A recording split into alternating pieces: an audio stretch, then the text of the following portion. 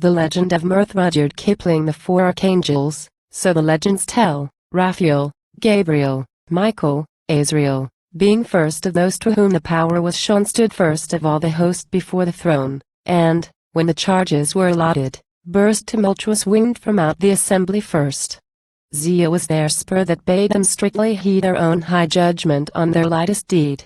Zeal was their spur that, when relief was given, urged them unwearied to new toils in heaven. For honor's sake perfecting every task beyond what e'en perfection's self could ask. And Allah, who created zeal and pride, knows how the twain are perilous near lied. It chanced on one of heaven's long lighted days, the four and all the host being gone their ways each to his charge, the shining courts were void save for one Seraph whom no charge employed, with folden wings and slumber threatened brow, to whom the word, ampersand quo. Beloved, what dost thou? Ampersand quo. Ampersand quo. By the permission, ampersand quo. Came the answer soft, little I do nor do that little oft. As is the will in heaven so on earth, whereby the will I strive to make men mirth and quo. He ceased and sped, hearing the word once more, ampersand quo. Beloved, go thy way and greet the four. Ampersand quo.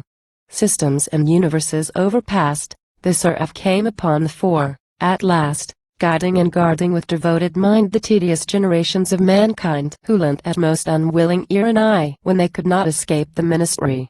Yet, patient, faithful, firm, persistent, just taught all that gross, indifferent, facile dust, the archangels labored to discharge their trust by precept and example, prayer and law, advice, reproof, and rule, but, laboring, saw each in his fellow's countenance confessed, the doubt that sickens, ampersand quo.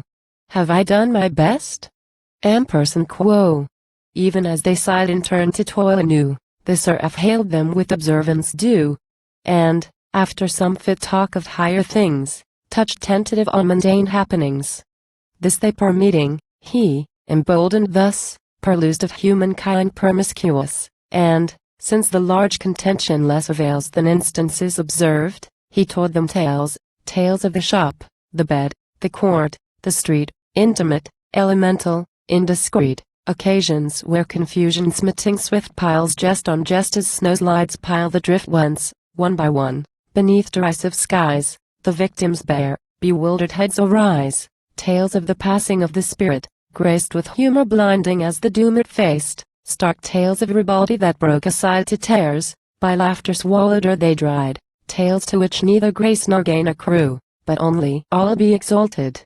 True, and only, as the Seraph showed that night, delighting to the limits of delight. These he rehearsed with artful pause and halt, and such pretense of memory at fault, that soon the four, so well the bait was thrown, came to his aid with memories of their own, matters dismissed long since as small or vain, whereof the high significance had lain hid, till the ungirt glosses made it plain. Then, as enlightenment came broad and fast, each marveled at his own oblivious past until the gates of laughter opened wide, the four, with that bland Seraph at their side, while they recalled, compared, and amplified, in utter mirth forgot both zeal and pride. High over heaven the lamps of midnight burned, weak with merriment, the four returned, not in that order they were wont to keep, pinion to pinion answering, sweep for sweep, an awful diapason heard afar, but shoutingly adrift twixt star and star, reeling a planet's orbit left or right as laughter took them in the abysmal night. Or, by the point of some remembered jest, winged and brought helpless down through gulfs unguessed, where the blank worlds that gather to the birth leapt in the womb of darkness at their mirth, and e'en Gehenna's bondsmen understood. They were not damned from human brotherhood. Not first nor last of heaven's high host, the four that night took place beneath the throne once more. Zero lovelier than their morning majesty, the understanding light behind the eye. Zero more compelling than their old command, the new learned friendly gesture of the hand. Zero sweeter than their zealous fellowship, the wise half-smile that passed from lip to lip.